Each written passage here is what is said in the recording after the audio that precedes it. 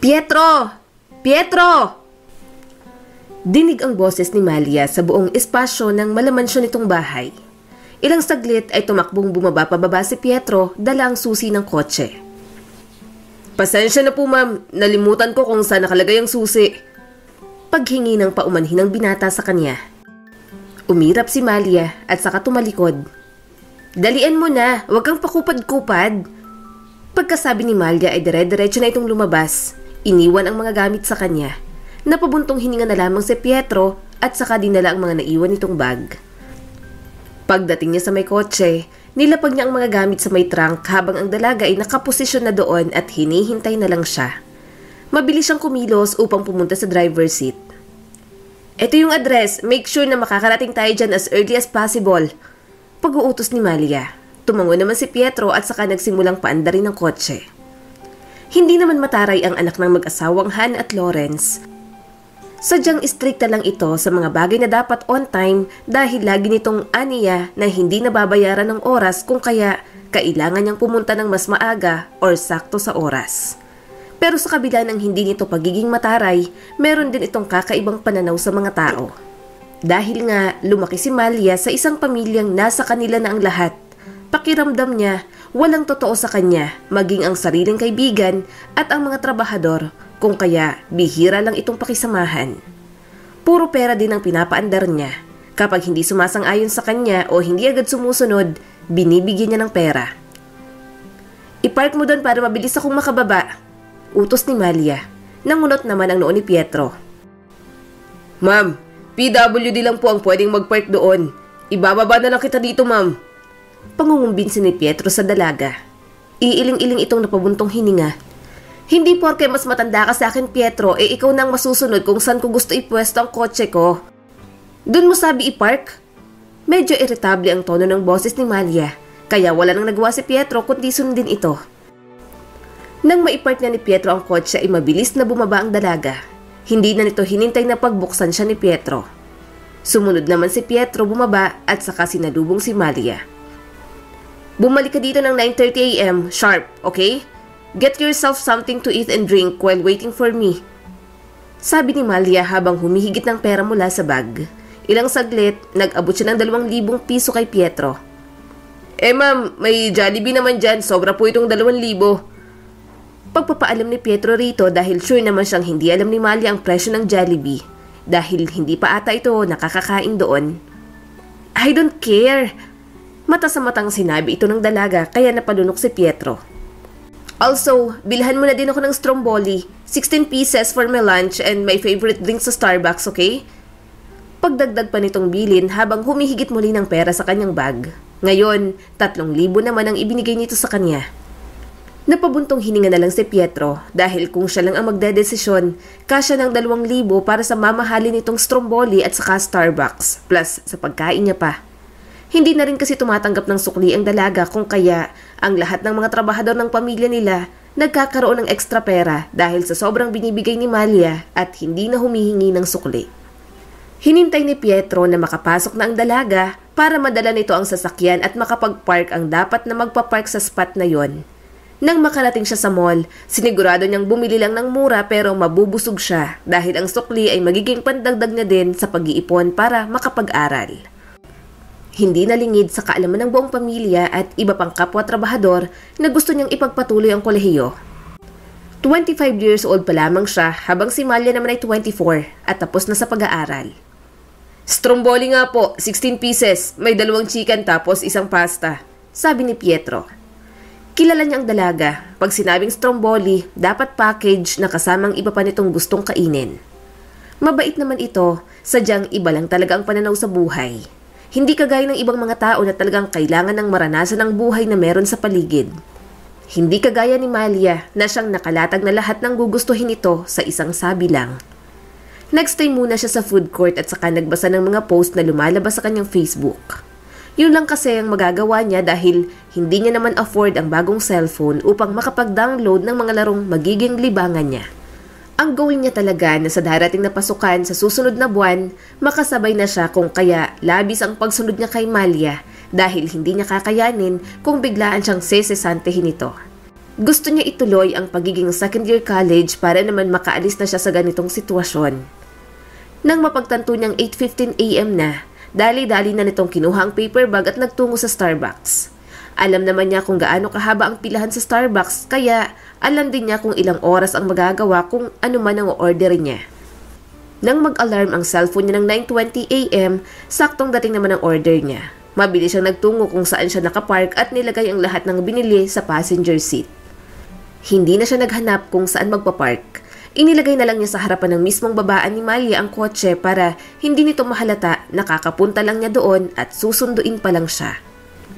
Nabili mo ba ang gusto ko? Ito agad ang tanong ni Malia nang makasakay na sa loob. Opo, eto, sagot ni Pietro saka ibinigay sa dalaga ang lahat ng binili niya. Ngumiti naman ito saka inabot. Hindi muna ginalaw ni Pietro ang sasakyan habang nagbubukas ang dalaga ng mga nakabalot. Last time na nagpaandar agad siya ay nagalit ito dahil hindi nito mabuksan ng maayos ang lalagyanan. Nang mapagtanto ni Pietro na ayos na ay tsaka niya napagpasyahang paandarin ng kotse. Saan naman tayo sunod, ma'am? Tanong ni Pietro. Sa mall, marami akong balak at gustong bilhin. Sinsero ang boses ni Malia. Tumangon na lang si Pietro bilang pagsang-ayon at hindi na nagsalita. Nag-focus na lang siya sa daan. Nang makarating sila, hindi na nag-aksaya ng panahon ng dalaga at dire-diretso na lamang sa mamahaling butik upang bumili ng bag, damit at mga sapatos habang si Pietro ay tanggap lang ng tanggap sa mga shopping bags mula sa mga nag-a-assist kay Malia. Nang matapos na silang mag-shopping, nag-aya si Malia na kumain muna sila dahil inabot na sila ng gabi. Hindi na nakatanggi si Pietro dahil biglaan na lang itong pumasok sa mamahaling steak restaurant at hindi man lang siya tinanong. Pagkasama niya ang dalaga ay saka lang siya nakakaranas ng masasarap na pagkain dahil sobrang galante talaga nito. Ano po bang gusto niyong luto ng steak? Tanong ng serbidor. Ngumiti naman si Malia at saka ibinaba ang menu. Well done, sagot ni Malia. Nilingon naman ng serbidor si Pietro, senyales na nag-aantay ito. Well done na lang din yung sa kanya, sabat ni Malia. Tumango naman ang serbidor bago umalis. Pasensya ka na kung wala akong alam sa ganyang bagay. Nakakapunta lang naman ako sa ganito kapag kasama kita. Nilingon pa ni Pietro ang paligid. Mariing humimpit ang tawa ni Malia. Alam ko naman, sagot sa kanya nito. Ilang saglit silang nanahimik, kung kaya napagdesisyonan na lang ni Pietro na kuhanin ang cellphone. Ang kaso nga lang, nang makita niyang magaganda ang cellphone ng mga taong nasa paligid niya, hindi niya na sinubukang kunin ang kanya at gamitin. Nilibot na lamang niya ang kanyang mga mata sa paligid para malibang. Ilang saglit ay dumating ng pagkain nila. Nang aambag magdasal si Pietro ay nabigla siya nang diretso na lang kumain si Malia. Nag-angat tuloy ito ng tingin at saka nangunot ang noo. Bakit? Sinserong tanong nito. Naiilang nang umiti si Pietro. Akala ko po kasi magdadasal din kayo. Medyo nauutal na sabi ni Pietro. Natawa naman ang dalaga. Ateist ako, kumain ka na. Diretsong sabi nito. Tumango naman ang binata ngunit nagdasal pa rin siya bago kumain. Dahil na rin sa hindi niya alam kung paano kumain sa mamahaling restaurant, dito niya napagdesisyon ng panoorin muna ng kahit kaunti ang dalaga para malaman kung paano gamitin ang knife. Nang makuha niya ay ginaya niya na ito. Buong gabi ay pabugso-bugso lang ang pag-uusap nila ni Malia kahit pa hanggang matapos na silang kumain. Bakas naman sa mukha at galaw ng dalaga ng pagod na ito, kaya pagkasakay pa lamang nila ng kotse, nakatulog ito sa passenger seat. Nang gumalaw ang dalaga at tila nilalamig ay ipinark muna ni Pietro ang BMW ng dalaga at saka kinuha ang coat at inilagay sa katawan nito. Kumbaga, hindi lang siya driver, parang yaya na din ito. Kahit saan ito magpunta, talagang kasunod siya palagi. Hindi kalaunan, nakarating na sila sa bahay. Tinulungan ng ibang katulong si Pietro magdala ng mga gamit na pinamili ni Malia para mas mabilis sila at mailagay na ang lahat sa kwarto ng dalaga. Pietro? Isang tawag pa lang ni Malia. Mabilis na umalis ng trunk si Pietro at agad siyang pinuntahan sa passenger seat. Masakit ang paa ko, pakibuhat ako, sabi ng dalaga. Natigilan si Pietro. Po? Napalunok ang driver. Tinaasan siya ng kilay ng dalaga bago bumuntong hininga ito at saka naglabas ng pera nang bigla siyang pigilan ni Pietro. Huwag na ma'am, bubuhatin ko na po kayo. Pakihawakan ng heels mo po. Magalang na pagsunod ni Pietro at inabot sa dalagang sapatos matapos itong tanggalin sa mismong paa ni Malia. Tumango naman ang dalaga at saka kumapit sa leeg ni Pietro. Ilang saglit ay matagumpay na siyang binuhat ng binata. Ganitong oras kasi ay wala na talagang maghihintay sa kanila sa ibaba, kung kaya hindi na naisip ni Malia na baka may iba pang magbigay ng mali siya sa paghingi niya ng tulong. Bata pa naman siya, kung kaya ang heels niya ay mataas, kaya natural lang na talagang siya'y mapagod. Ngunit pagpasok sa loob, nabigla sila nang may makitang balon at nandon ang buong pamilya ni Malia. Surprise! Lahat ay natigilan dahil sa kanilang nakita. Nang mapagtanto ni Malia ang dahilan, nanlaki ang mga mata niya at saka nagmamadaling bumaba mula sa pagkakabuhat sa kanya ni Pietro. Ibinaba niya ang kanyang palda. Anong meron? Tanong ni Hana, ang nanay ni Malia. Ma, napagod kasi ako kaya nagpabuhat ako. Walang mali siya, paliwanag ni Malia. Tinitigan ng mga kamag-anak ng dalaga si Pietro bago tumango. Sa isip ni Pietro ay walang nasa tamang katinuan ang mag-iisip na may namamagitan sa kanilang dalawa dahil hindi naman papatol basta-basta sa kung sino-sino lang si Malia. Halata namang may standard ito. Anyway, bakit andito kayong lahat? Diba 10 PM na? Pagtatanong ni Malia. Dito nang umiti silang lahat at saka hinarap si Pietro. Alam mo naman siguro na simula bata ka pa lang, magkasama na kayo ni Pietro. Simula pa lang nung mga araw na yung mama niya ikasambahay natin. Pero simula nang mamatay ang nanay niya, hindi na siya nakapag-aral ulit, hindi ba? Panimula ni Lorenzo. So, sagot ni Malia. Napag-isipan namin na tulungan siyang makapag-aral ngayong pasukan para naman matupad niya rin ang pangarap niya. Dugtong ni Hana. Nanlaki ang mga mata ni Pietro at hindi makapaniwala sa narinig. Talaga po? Seryoso? Ito ang unang reaksyon na naipakita ni Pietro. Tumango naman ang mag-asawa at maging ang mga pinsan ni Malia. Halos lahat ay masaya, maliban kay Malia. Teka lang, nagtatrabaho siya para sa atin. Para kumita, di ba? Bakit siya mag-aaral? May napapala naman siya dito. Bakit hindi na lang siya gumaya sa nanay niya nagtatrabaho dito at dito na rin namatay? Medyo irritable ang boses ng dalaga. Malia! Saway ng ama nito. Hindi ko lang magets, saan ba napupuntang pera mo? Sa tagal mo nagtatrabaho dito, hindi ka pa rin nakakapag-ipon? Hindi siya mag-aaral, mananatili siyang driver ko. Tapos! Galit na saad ni Malia. Hindi naman ikaw ang magdedesisyon yan, Malia. Kami ang magpapaaral sa kanya at sa tingin ko, may karapatan naman siya dahil kahit minsan, hindi tayo binigyan ni Pietro ng dahilan para hindi magtiwala sa kanya. Wika naman ni Hana. Ayos lang po kung mananatili akong driver niya. Alam ko naman po na mahihirapan kayong pumili ulit para kay Mamalia dahil maselan siya. Habang binabanggit ito ni Pietro ay nilingon niya pang dalaga. Kita niya ang pagsang-ayon ng dalaga sa sinabi niya, kung kaya napabuntong hininga na lang si Pietro. Hindi pwede. Hindi laging kailangan tayo ang mag-adjust sa mga gusto niyang mangyari. Mag-aaral ka. And pwede mo pa rin siyang ipag-drive during your free time. Sabi ng nanay nitong si Hana. Hindi napigilang magkaroon ng reaksyon ni Malia. At sinong magiging driver ko? Kontra nito. Maybe ito na ang panahon para maging responsable ka at ayusin ang buhay mo. Asikasuhin mo ang sarili mo. Sagot naman ng kanyang ama. Walang ibang nagawa si Malia kundi umirap at saka nagkibit-balikat na lamang. Gusto man ni Pietro na humindi sa mag-asawa, kahit paano, pangarap niya din namang makapag-aral ulit. Hindi na alam ni Pietro ang naging reaksyon ng dalaga nang tanggapin niya ang alok na pagpapaaral sa kanya ng mga magulang nito. Magmula ng araw na yon, lagi nang galit sa kanya si Malia. Hindi man siya sanay dahil usually, chill lang sila kapag nagkakasalubong. Ngayon ay hindi na. Pinaparinig talaga nito na naiinis sa kanya. Pero sa kabila ng ganitong pagtrato ni Malia, ginusto niyang mag-focus na lang sa pag-aaral, kaya hindi na rin siya nabahala sa ugali nito. Hanggang sa isang araw, pagod si Pietro at galing siyang practice dahil may kinakailangan silang sayawin, kung kaya bihira na siyang umuwi. Sakto, pagka-uwi niya ay nakita niya si Malia, kumakain ng mag-isa. Hindi na sana niya ito papansinin, ngunit nadinig niya itong magsalita. Buti umuwi ka pa, akala ko kasi mas kumikita ka sa pag-aaral. Mapang-asar na sabi nito. Natigilan sa paglalakad si Pietro na sana'y nakaakyat na at nakahakbang na sa hagdan. Nagpaalam ako kina sir at ma'am.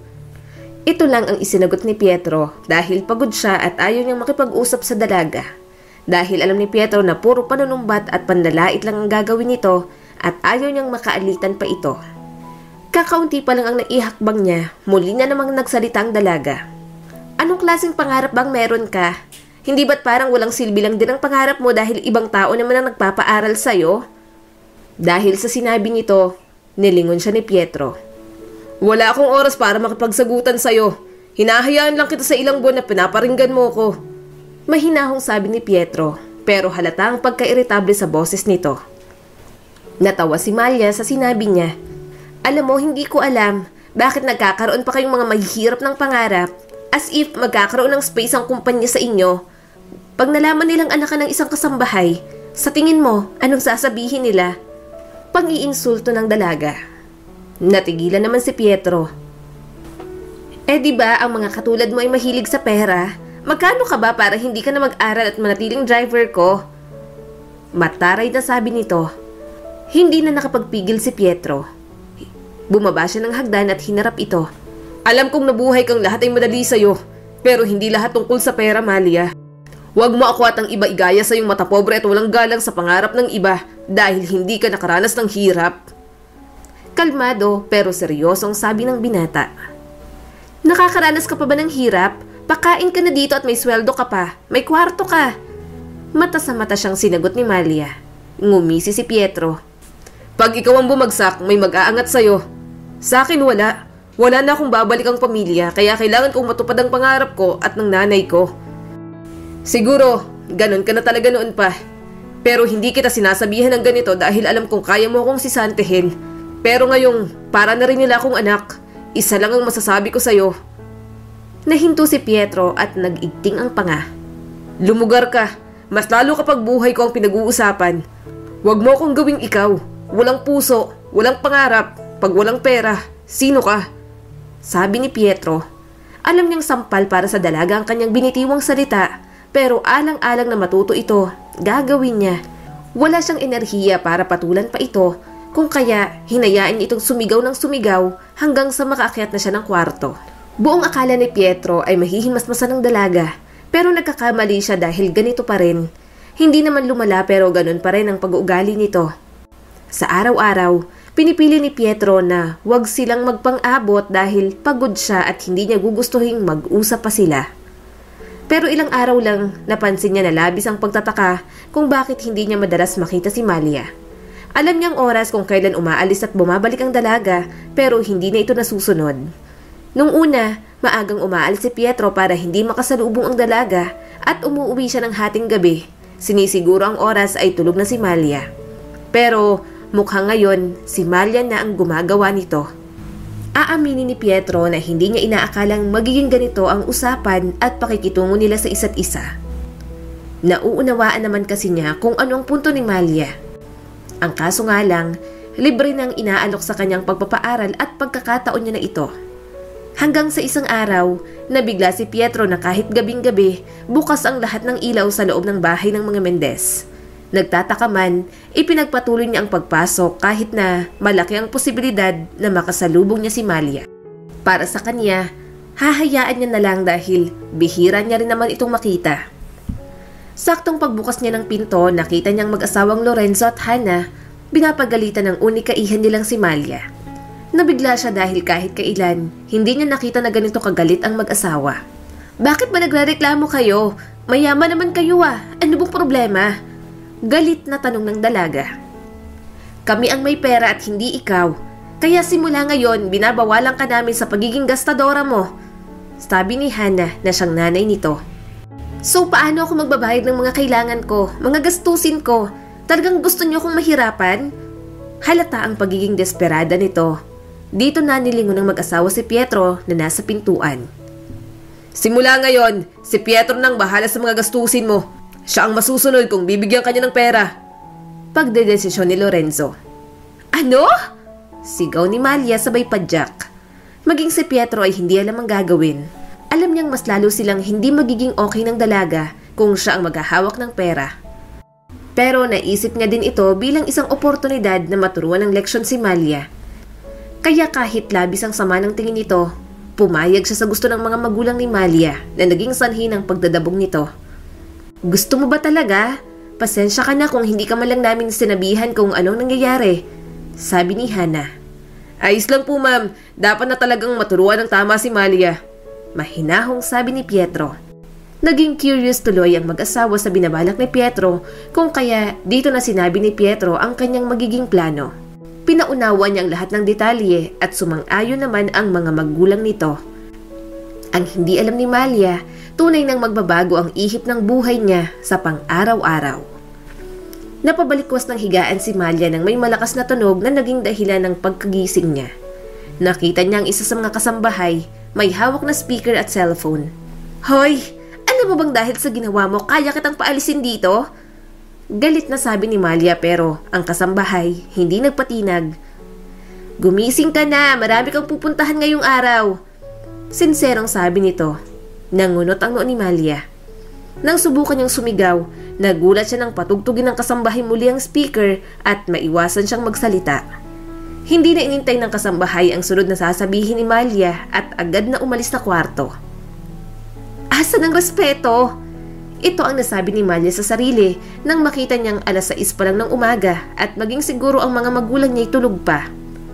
Ilang saglit, napagpasya niyang bumaba upang harapin ang kasambahay. Yaya Medil, handa mo ako ng almusal, utos ni Malia. Meron na po ma'am, itlog po, sagot sa kanya nito. Itlog? Ano, naghihirap na ba kami at itlog na lang ang ipapakain niyo sa akin? Asa na pati yung shake for my diet? Nagtatakang tanong nito. Naku ma'am, hindi niyo naman po sinabi na gusto niyo pala ng shake. Gawin niyo na lang po. Ang dali-dali naman po ng paggawa nun. Laki-laki niyo na po, mangmang pa rin kayo, sabi ni Yaya Medil. Nagulat si Malia sa inasta nito na animoy nagpapanting ang kanyang tenga. Sinasabi ko talaga, magkano ba para umayos yung trabaho mo? Inis na sabi ni Malia. Walang bayad ma'am, gawin niyo hunang mag-isa. Pagkatapos itong sabihin ni Medil ay diretso na itong umalis sa harap niya.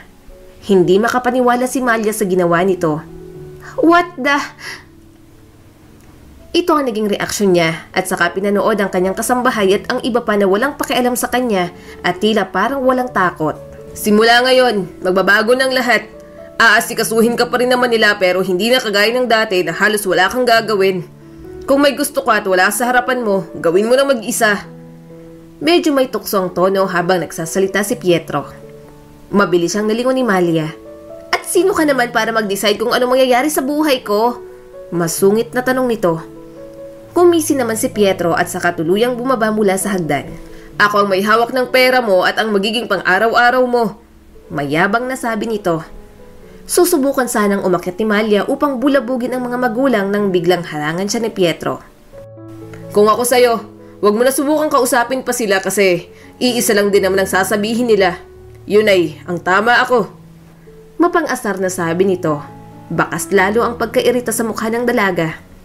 Sakto, Sunday ngayon. Mag-ayos ka na kasi sasama ka sa akin. Utos ni Pietro. Saan? Basta. Akala ni Malia ay papasya lang silang dalawa. Ang hindi niya alam, ipaparanas pala ng binata ang buhay na binabasta-basta niya lang noon. Kahit na binigyan na siya ng babala ni Pietro na huwag magdamit ng magagara ay hindi ito nakinig at sinadyang gandahan talaga ang kanyang damit kung kaya hinayaan na lang siya ni Pietro. Hindi ko alam kung bakit kailangan kong sumama sa'yo. Malay ko ba kung matinukang tao? Pagdududa pa ni Malia.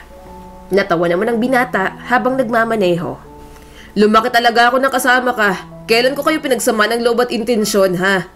Sagot naman ito. Malay mo ngayon, as if namang hindi ka nag-isip ng magnakaw sa amin. Pagtataray ng dalaga. Umiling na lang si Pietro at saka hinayaan ito. Buong biyahe ay tanong ito ng tanong kung saan sila pupunta pero hindi sinasagot ni Pietro ang mga katanungan nito. Gusto niyang mabigla ito sa lahat ng gagawin nila. Nang huminto ang sasakyan, mabilis na tinapik ni Pietro si Malia upang gisingin. Nang magising ito, inilibot agad ang kanyang tingin. Napabalikwas si Malia dahil hindi pamilyar sa kanyang lugar. Nasaan tayo? Nasaan ako? Tarantang tanong nito. Hideout mo to, no? Ilabas mo ako dito. Dagdag pa niya na kahit papaano, naging sanhi ng magmukha itong nagwawala. Nasa simbahan ka. Anong hideout? Dalian mo na't lumabas ka na, hindi kita pagbubuksan ng pintuan, kaya dalian mo. Pagkatapos sabihin ni Pietro iyon, dali-dali itong lumabas ng kotse. Nung unay ayaw niyang lumabas dahil nangangamba siya sa buhay niya. Ngunit nang makita niyang mukhang seryoso nga itong iiwan siya doon, dali-dali na siyang lumabas. Pag nalakas ang kotse, hindi niya mabababa ang bintana at masosuffocate siya.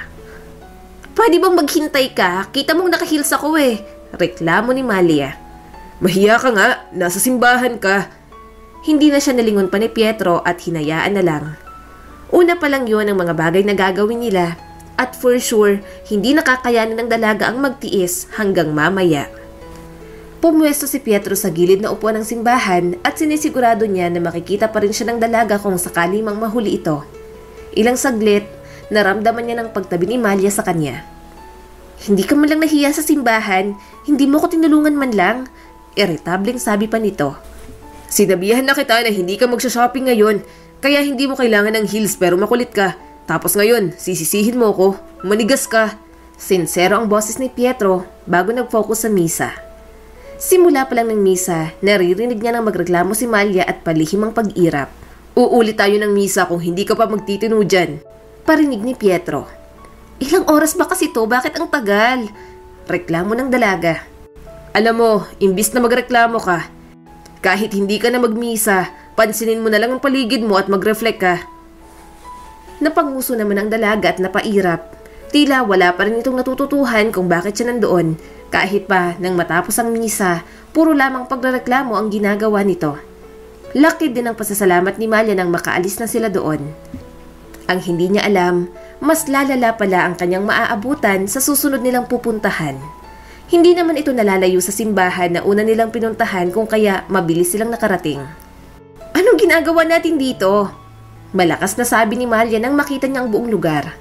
Hindi siya makapaniwala dahil kahit kailan, hindi niya naranasang mapalibutan o mapunta sa ganoong klase ng lugar. Ah, dito? Dito ka lang naman magtatrabaho. Aalagaan mo yung mga matatanda at kahit na rin ang mga bata. Sagot sa kanya ni Pietro. Ako? Trabaho? At ano ko? Mga magulang at anak nila? No way para tulungan ko sila. Pagmamatigas ni Malia. Ngumuso lang si Pietro at saka ibinaba ang mga dala ni Malia ang gamit na siyang ikinabigla nito. Hindi niya alam kung anong ipinapahiwatig ni Pietro, ngunit hindi siya natutuwa sa inasta nito.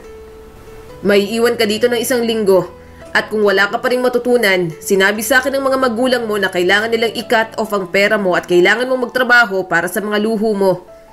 Hinintay ka na ni Ate Katrina. Siya ang bahala sa'yo sa buong linggo na panunuluyan mo dito. Paliwanag ni Pietro. Nang mailapag niya ng gamit ng dalaga, tumalikod siya kaagad. Susubukan na sana niyang lumakad palayo pero hinawakan ni Malia ang braso niya. San ka pupunta? Iiwan mo ko? Pabulong na tanong ni Malia. Oo, nang matuto kang tumayo sa sarili mong mga paa. Bibisitahin naman kita kada araw. Paninigurado ni Pietro. Napanguso ang dalaga. Come on, huwag kang umalis. Sasamahan mo ako dito. Hindi pwede. Mahigpit na bilin yan sa akin ng mga magulang mo kaya bitiwan mo na ako. Lalakad na sana si Pietro upang umalis sa harap nito nang bigla naman siyang hinawakan ng mas malakas ng dalaga. Hindi ko sila kilala. Baka ano mangyari sa akin. Sige na, ngayon lang, samahan mo ko. Mahinang sabi nito na may halong pakiusap. Hindi na nakatiis si Pietro kaya pumayag na rin siya. Kahit kailan, hindi naman niya nakita ang dalaga na magmamakaawa sa kanya ng ganon. Habang tinuturuan ni Katrina si Malia, nakaupo lang si Pietro at pinagmamasdan ang mga ito mula sa malayo. Aaminin niyang natutuwa siya sa nakikitang napipilit si Malia na gawin ang mga bagay na ayaw nito. Pero sa kabila noon, naaawa din siya kahit papaano dahil halatang hindi na nito kinakaya. Alam naman ni Pietro na magtitino ang dalaga sa loob ng 1 linggo. Nanggaling din naman siya dito at naging isang mabuting bata siya kung kaya alam niya kung papaano naging malaking parte ito sa buhay niya noon. Naningkit ang mga mata ni Pietro at tinanawang gawin ni Malia at Katrina. Nag-aalaga ng matatanda. Kita niya na hindi sanay si Malia at tila may pandidiri din ito. Hay, buti tapos na, makakauwi na din. Bumuntong hininga si Malia matapos sabihin ito. Natawa naman si Pietro at saka umiling. No, dito ka lang. Buong linggo ka ditong matutulog. Kailangan mong gumising base sa oras nila. Kailangan mong kumain at gumalaw base sa mga oras nila. Kung hindi ay malalaman agad ito ng mga magulang mo. Paliwanag ni Pietro. Halos mabuga ng dalaga ang kanyang iniinom. Ano? May iwan ako dito? Oo, at kahit ano pang sabihin mo, final ng pasya ng mga magulang mo. Sabi pa ni Pietro. Nababaliw ka na ba? Hindi ako pwedeng mag-isa. Hindi ko naman sila kilala. Ano ba? Muling sabi ni Malia sabay hawak sa braso ni Pietro. Imbis na patagalin, tinanggal agad ni Pietro ang pagkakahawak sa kanya ni Malia. Pinagbigyan na kita kaya nandito ako ngayon. Hindi pa laging ganon. Kailangan ko nang umalis. Dahil sa sinabi nito, nanlaki ang mga mata ni Malia at pinanood itong umalis. Kahit anong sigaw at pagmamakaawa niya kay Pietro, hindi na ito bumalik. Tuluyan na siyang iniwan. Dito niya napagtanto kung gaano kaseryoso ang binata, maging ang mga magulang niya na parusahan siya ng ganoon. Nang lingunin niyang mga kasama, nakangiti ito sa kanya. Kaya matipid siyang napangiti at simulang umupo na. Ipinagpatuloy ang pagkain. Labi siyang nababahala dahil hindi niya alam kung ano ang kanyang gagawin. Dito na nagsimula ang tunay na pangaral sa kanya. Kinabukasan, wala pang 6:00, ginising na agad siya ni Katrina. Hindi siya sanay kung kaya ilang beses siyang bumalik sa tulog, ngunit ilang beses din siyang ginigising nito. Umabot na rin sa punto na binubuhusan na siya ng malamig na tubig upang magising at kapag nagising naman, bibigyan agad siya ng listahan ng sandamakmak na gagawin nito. Tila all around na siya. Katrina! Tawag niya sa dalaga bago lumabas ng kwarto. Yes? Tugon nito sa kanya. Tama ba yung nakalagay dito? Parang ang dami naman nata. Medyo pabiro ang ginawang tanong ni Malia. Napanguso naman si Katrina. Oo, tama naman. Dapat nga mas marami. Pero naisipan namin na kailangan mo munang masanay na may ginagawa. May mga oras din dyan kung kailan ka aalis sa manukan. Anong oras ka mag-aalaga ng mga matatanda o bata at kailangan mong masunod yan? Pagpapaliwanag sa kanya ni Katrina habang itinuturo kung saan nakalagay ang mga oras. Sinimulan niyang pakainin ang mga manok. Kitang-kita din ni Katrina kung gaano siya kaarte at hindi nito mahawakan ng maayos ang mga lalagyan. Taranta din si Malia maglagay ng mga pagkain ng mga aso, manok at iba pang mga hayop. Hindi rin makapaniwala si Katrina sa kanyang nakikita na suot na damit ni Malia. Nakapanlakad ito at nakaskirt pa kung kaya labis ang pag-iingay ni Malia kapag nadudumihan siya o nadadapa. Oh my gosh! Gigil na bulalas ni Malia at umangat mula sa lupa. Nilingon niya si Katrina sa di kalayuan at nakita niyang iiling-iling ito sa kanya. Bumuntong hininga siya at saka nagsimulang gawin ulit ang pagpapakain ng mga aso. Matapos noon, nagpalit siya ng damit at kahit na nagpalit, panlakad pa rin iyon. Nagtungo na siya sa Home for Shelter Section Building sa kabila upang alagaan naman ang mga matatandang naka-assign sa kanya na nakalagay sa papel. 102, 102, ito ang sabi niya sa sarili habang hinahanap ang kwarto. Umabot na siya ng second floor, kakahanap at saka nilang natagpuan ito. Kumatok muna siya bago pumasok. Good morning ho! Bati niya. Nilingon siya ng matandang lalaki at saka nginitian. Ikaw ba ang magpapasyal sa akin ngayon? Kanina pa ako nag-aantay. Sabi nito pagpasok ni Malia. Oho, ako nga po. Ako po pala si Malia. Bago lang po ako dito. Pagpapakilala niya. Natawa naman ng matanda. Ngayon lang ako nakakita ng nagtatrabaho dito na ganito kong manamit. Sabi pa nito. Hindi nakapagsalita si Malia kaya nagpakilala ng matanda. Ako si Carlo. Huwag kang mag-alala at hindi naman ako alagain. Sabi ni Carlo. Ngumiti si Malia dahil pabor ito sa kanya. Kung ganun po ay tara na sa labas. Pagkasabi ni Malia agad na siyang pumwesto sa likod ng wheelchair ng matanda. Dinala niya ito sa parke kung saan matatagpuan ang mga batang naglalaro na siyang aalagaan niya din mamaya. Nang makita ng mga bata si Carlo, nagmano agad ang mga ito. Kita niya ang tuwa sa mga mata ng matanda. Ang nakita ni Malia ay nagbigay ng daan sa kanya upang magkaroon ng buong kuryosidad sa buong lugar at maging sa mga matatandang nakatira doon at kahit sa mga batang ito. Nang makarating sila sa Silent Garden, inilagay ni Malia ang matanda sa gilid ng kanyang upuan. Ilang saglit silang nanahimik. Nang magkaroon ng lakas ng loob si Malia upang magtanong, dito niya nilingon ang matanda. Kung hindi niyo pumamasamain, bakit ho kayo nandito? Panimula ni Malia. Tiningnan niyang matanda at nginitian. Nang umiwas ng tingin si Carlo, hindi pa rin siya nagsalita pero habang ganoon, inantay pa rin ni Malia ang sasabihin nito. Kasi hindi ka na gustong alagaan. Mahinang sagot ni Carlo ngunit sapat na upang madinig ni Malia. Kasi mahirap na? Kasi hindi na kaya? Dagdag na tanong ng dalaga. Umiling naman ito. Kasi ayaw na nila. Nagkaroon na ng sari-sariling pamilya ang mga anak ko. Binibigyan naman nila ako ng pera pang gasto sa sarili kong bahay dahil matagal na din namang patay ang asawa ko. Kaya ang nananatili na lang sa bahay ko, ang personal nurse ko at ako. Pagkakwento nito, nanahimik naman si Malia at hinayaan itong magpatuloy sa pagsasalita. Sadyang mas nakakamatay ang pakiramdam na wala kang kasama. Wala kang taong mapupuntahan kasi lahat sila abala na sa sari-sariling buhay. Para ka lang bumuhay ng mga taong pababayaan ka lang din. Dagdag pa ni Carlo. Pero hindi ba't mas nakakalungkot dito?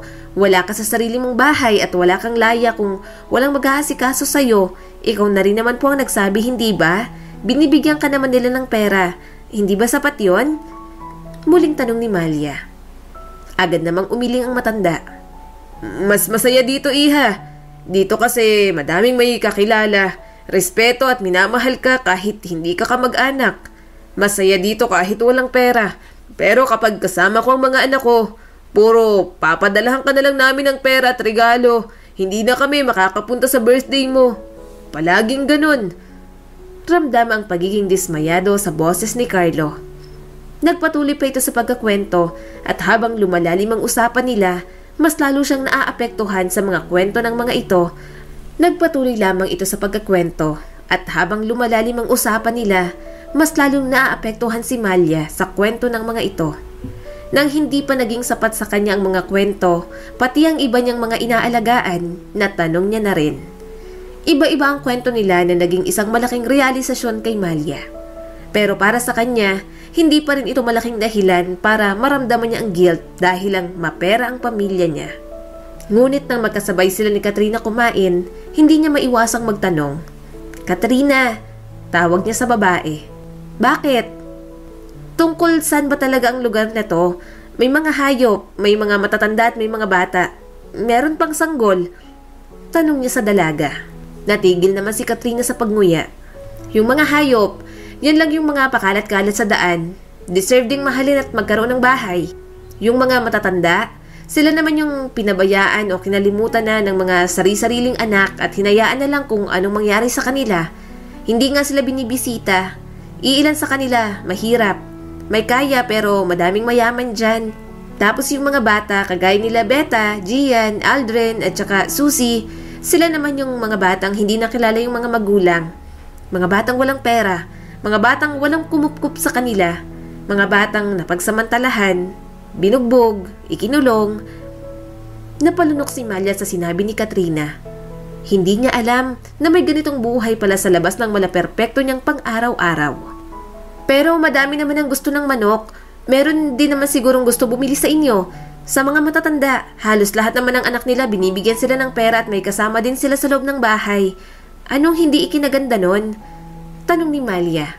Natawa sa kanya si Katrina at tinapos ang kanyang pag-inom ng juice. Ayan ang mahirap sa inyong mayayaman. Pakiramdam nyo basta may pera okay na. Kami kasi hindi. Pag binili nila ang manok, anong gagawin nila sa manok? Ipapangsabong, lulutuin, aalagaan ba talaga nila? Dito sa amin, gusto namin silang mabuhay ng matagal.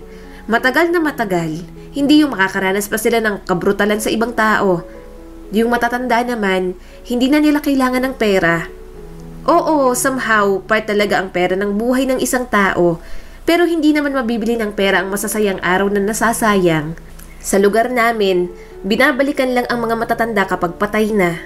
Para sila nang magpapaburol. Meron din namang hinahayaan na lang dito. Para sa mga matatanda, hindi nabibili ang pagmamahal, pagbati at ang mga alaala. Kaya kahit malungkot na hindi nila kasama ang mga sariling anak, gusto nila dito. Pagpapaliwanag ni Katrina. Hindi makapagsalita si Malia. Nagpatuloy ang ganyong usapan nila at mas lalo siyang naliwanagan. Dito niya nalaman na totoo ang isang tao. Kapag walang-wala ka, mahal ka pa rin nila. Dito niya nalaman na talagang nakakatulong ang pera, ngunit isang malaking sagabal din sa tunay na definisyon ng kaligayahan at pagmamahal. Nagpatuloy ang araw-araw at masasabi ni Katrina na talagang kahit papaano ay may nagbago naman sa ugali ng dalaga. Hindi na ito gaanong maarte at puro reklamo. Hindi lang 6 na gawain sa isang araw, kundi madami-dami na rin ang nagagawa niya. Ang goal kasi ni Malia malaman ang lahat ng kwento ng mga pakikisamahan niya para makita kung gaano kakonektado ang mga kwento nito sa rason at paliwanag ni Katrina. Maging ang mga bata ay kinakausap na din niya at mas lalo siyang napapalapit sa mga ito. Hanggang sumapit ang araw ng Biyernes. Alam niyang malapit na siyang umuwi sa tunay niyang buhay. Wala rin kasi siyang balita sa mga ito.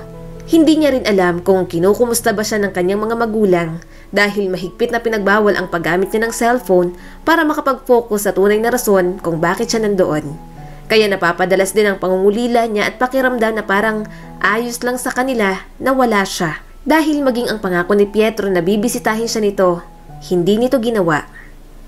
"Jana, nasaan ang mga magulang mo?" Tanong niya sa batang nasa harap niya habang naglalaro ito ng kanyang Lego. "Wala po, Ate Malia. Hindi na po nila ako kinuha dito."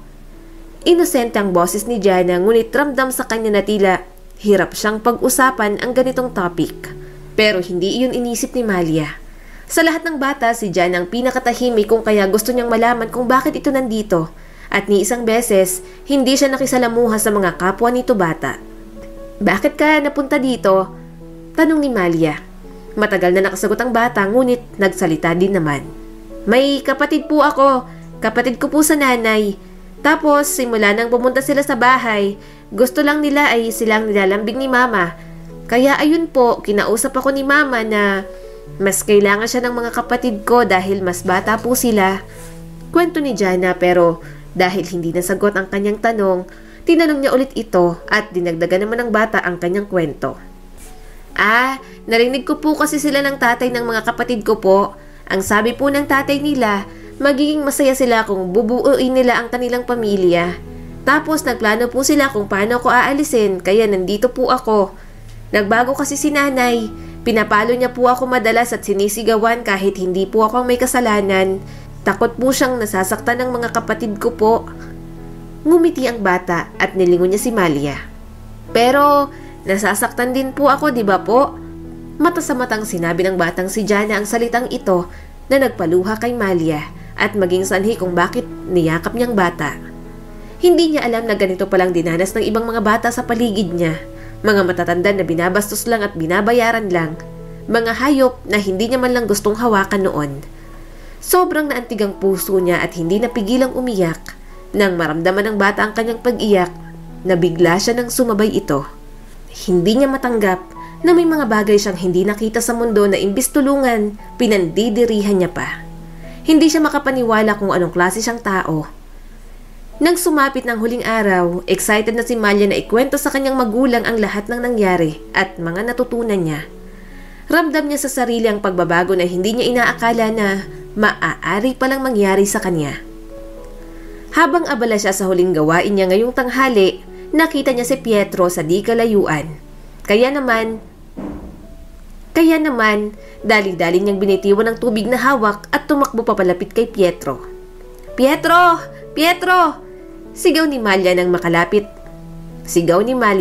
At nang makalapit, mabilis niyang niyakap ang binata. Gulat ang naramdaman ni Pietro dahil sa ginawa nito. "Malia, hindi ko inaakalang ganyan ka magre-react kapag nakita mo ko." "Ikaw kasi, sabi mo bibisitahin mo ako ay hindi mo naman ginawa. Andito ka ba para iuwi ako? Tara na." Tinitigan ni Pietro ang kanyang itsura at kahit kailan, hindi niya nakitang ganito ang suot ng dalaga. Napakasimple at kahit may butas ng kaunti ang damit nito, sinuot niya pa rin. Hindi rin alam ni Pietro na magtatagal ito doon. "Ang totoo, Malia, sabi ng mga magulang mo pwede ka nang bumalik sa dati mong buhay. May nangyari kasi at ayaw ka na nilang mapalapit sa katulad nilang ganyang tao. Baka mapahama ka daw, nakakadiri sila." Medyo matamlay ang boses ni Pietro habang sinasabi ito at kita niya ang galit sa mukha ng dalaga. "Anong sinasabi mo? Anong katulad nila? Hindi mo alam kung anong pinagdaanan ko kasama sila. Wala kayong karapatang itrato sila ng ganyan. Hindi nyo alam kung anong pinagdadaanan nila. Hindi nyo alam kung anong nararanasan nila. Hindi sila nakakadiri. Ang nakakadiri ay ang mga mayayamang may kakayahang tumulong pero walang ginawa at walang balak gawin. Mas nararamdaman ko ang pagmamahal sa kanila. Bulalas ng dalaga. Huminto ito at saka huminga ng saglit. Kaya nga mukhang masaya kayong wala ako. Kung ganyan nyo naman sila tatratuhin ay hindi na lang ako babalik. Ang sasama ng ugali nyo. Patuloy na sabi ni Malia. Hindi napigilan ni Pietro na yakapin ito dahil sa laki ng pinagbago ng dalaga. Nagtataka naman si Malia kung bakit siya niyakap ni Pietro hanggang sa may nadinig siyang mga pumapalakpak. Nakita niya sa di kalayuan ang kanyang mga magulang kasama ang mga trabahador at kasambahay nila. Masaya kaming may natutunan ka. Masaya kaming nalaman na magandang ideya ni Pietro. Kaya Pietro, maraming salamat sa iyo, sabi ni Lorenzo. Nilibot ni Malia ang kanyang paningin at nagtataka sa mga nangyayari. Mommy? Daddy? Ito ang naging reaksyon niya bago makipagbeso sa sariling magulang. Kami ay nagsabi kay Pietro na maliitin niya ang mga taong nandito upang makita namin kung sasang-ayon ka o hindi. Paliwanag ni Hana. Napangiti si Malia dahil mabuti na lang hindi yun totoo. Malamang sa malamang, hindi niya mapapatawad ang binata kung sakali. Kung ganon, makakauwi na ako? Maligayang tanong ni Malia. Nang tumango naman si Lawrence at Hana, mabilis silang niyakap ni Malia. Salamat at makakaalis na rin ako sa lugar na to. Sigaw ni Malia. Tila na nahimik ang lahat at nagbago ang tingin sa kanya. Napakamo tuloy si Malia sa batok. Biro lang, masaya nga dito eh. Pwede pa naman siguro akong bumalik dito, no? Oo naman, bukas ang lugar na to sa'yo, sabat ni Katrina. Nilapitan siya ni Malia at saka hinawakan ng kamay. Thank you sa paghihigpit mo sa akin. Pagpapasalamat ni Malia. Ngumiti si Katrina saka tinapik ang balikat nito. Naihanda na ni Katrina ang mga gamit mo at habang abala ka sa pagtatrabaho mo, lahat nasa kotse na. Kanina pa talaga kami nandito at pinagmamasdan ka namin kaya sobrang proud kami sa'yo anak. Uwi na tayo? Sabi ni Malia sabay turo sa sasakyan. Lahat ay natawa na lang sa kanya.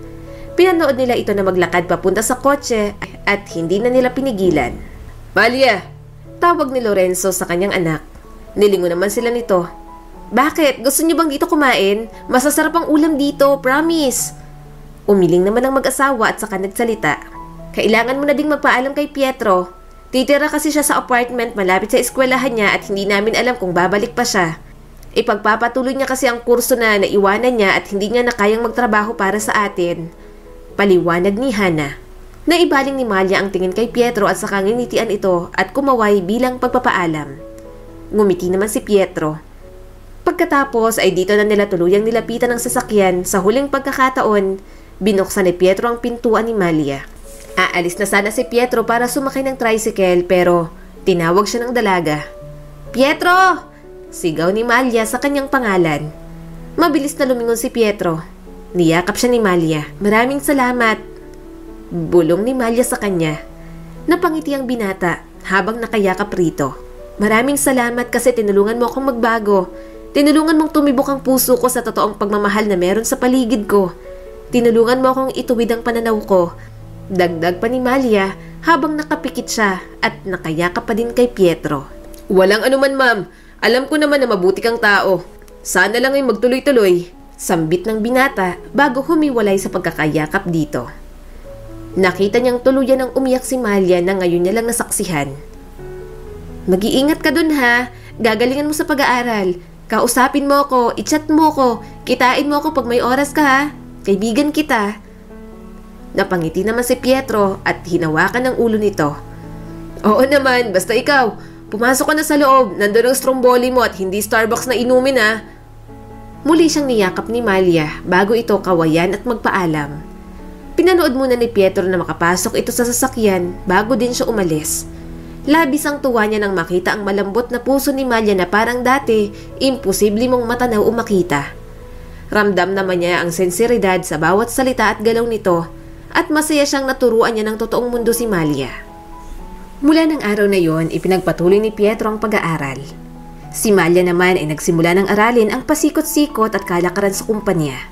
Sa kabila ng pagiging abala sa trabaho, naglalaan pa rin siya ng oras upang bisitahin ang mga matatanda at bata. maging ang mga alagang hayop. Madalas siyang magdala ng mga pagkain, gamit at laruan. Maging sa mga batang lansangan, nagagawa niya ng tumulong na dati pinandidirihan niya pa.